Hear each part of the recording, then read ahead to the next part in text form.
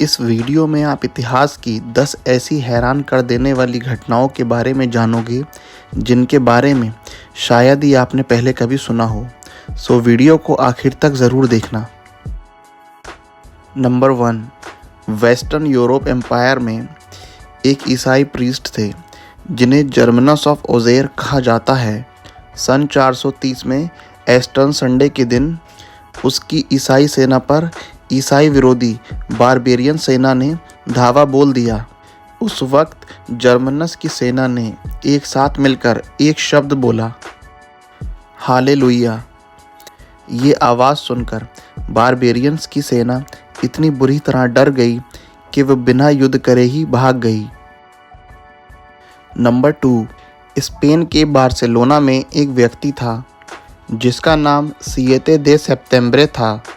इस नाम का मतलब होता है 7वां सितंबर।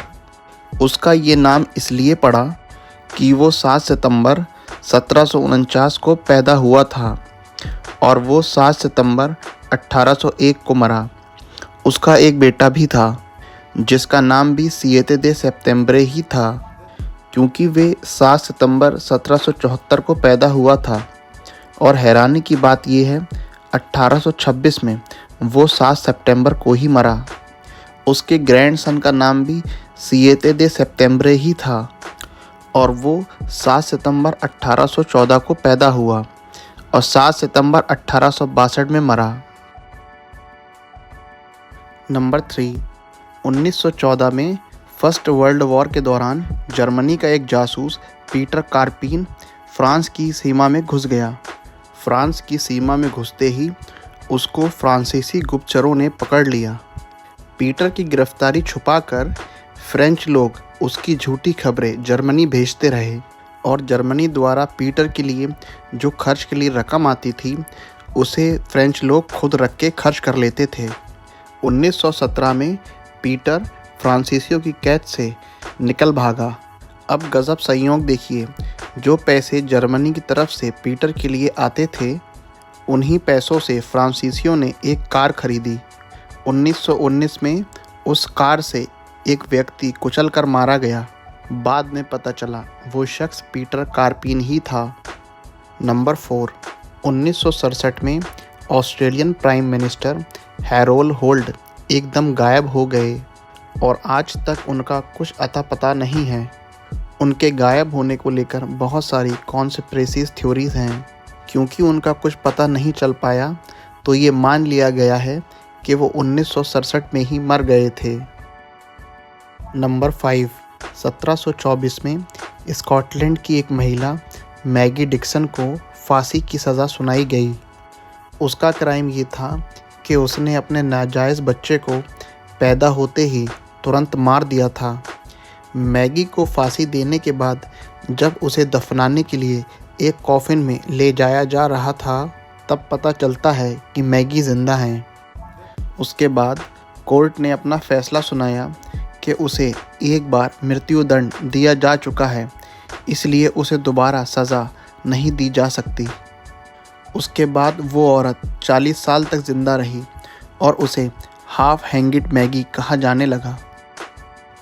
नंबर 6, 17वीं सेंचुरी में मोरक्को में मूले इस्माइल बिन शरीफ नाम का एक सुल्तान रहता था। उसका ये मानना था कि उसके हाथों से मरने वाला कोई भी व्यक्ति सम्मान प्राप्त करेगा, इसीलिए वो हमेशा अपनी रकाब पकड़ने वाले नौकर का सर काटकर उसका शुक्रिया अदा करता था और इस तरह उस बादशाह ने अपने 10,000 नौकरों को मार डाला। नंबर 7, 1 सितंबर जापान के इतिहास में बहुत बुरी तारीख है। जापान में विनाशकारी भूकंप 6 बार इसी तारीख को आया।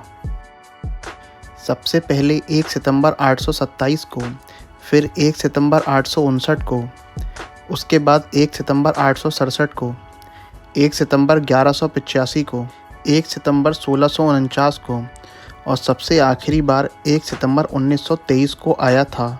जापान में सबसे भयानक भूकंप 1 सितंबर 1923 को आया था जिसमें टोक्यो और योकोहामा शहर तबाह हो गए।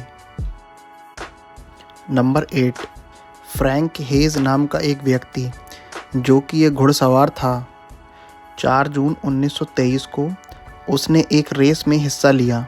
बदकिस्मती से फ्रैंक को रेस के बीच में ही हार्ट अटैक आ जाता है और उसकी रेस के दौरान ही मृत्यु हो जाती है। लेकिन हैरानी की बात है कि मरने के बाद भी वो अपने घोड़े से नीचे नहीं गिरता और उस पर बैठा हुआ ही फिनिशिंग लाइन को पार कर जाता है। इससे पहले फ्रैंक ने अपनी ज़िंदगी में कोई रेस नहीं जीती थी और किसी ने उससे उम्मीद नहीं लगाई थी कि वो ये रेस जीतेगा। ज़्यादा हैरानी की बात यह है कि वो रेस के बीच में ही मर जाने के बावजूद भी रेस में पहले स्थान पर आता है। नंबर 9, 13वीं सेंचुरी में कैथोलिक चर्च के पोप ग्रेगरी ने ये दावा करना शुरू कर दिया जो काली बिल्लियाँ होती हैं वो डेवल वर्शिप से जुड़ी हुई होती हैं, इसीलिए काली बिल्लियों का वजूद दुनिया के लिए सही नहीं है। और पोप के इस बयान के बाद पूरे यूरोप में काली बिल्लियों का सफाया होना शुरू हो गया। धीरे धीरे काली बिल्लियों की तादाद बेहद कम हो गई। इसका नतीजा ये हुआ कि चूहों की संख्या काफ़ी मात्रा में बढ़ गई। माना जाता है कि चूहों की इतनी मात्रा में बढ़ जाना ही यूरोप में ब्लैक डेथ महामारी के फैलने का कारण था और इसी वजह से यूरोप की आधी आबादी खत्म हो गई थी। नंबर 10, 19वीं सेंचुरी में इटली के एक राजा थे, किंग उम्बेर्तो फर्स्ट। इनका एक हमशक्ल था जिसका नाम उम्बेर्तो सैंतनी था। ये दोनों बिल्कुल एक जैसे दिखते थे। दोनों इटली के ट्यूरिन शहर में एक ही दिन पर पैदा हुए थे। इन दोनों की पत्नियों का नाम मार्गेरीटा था और दोनों का ही एक एक बेटा था और दोनों के बेटे का नाम विक्टोरियो था। दोनों इटली के शहर मोन्जा में एक ही दिन गोली से मरे थे।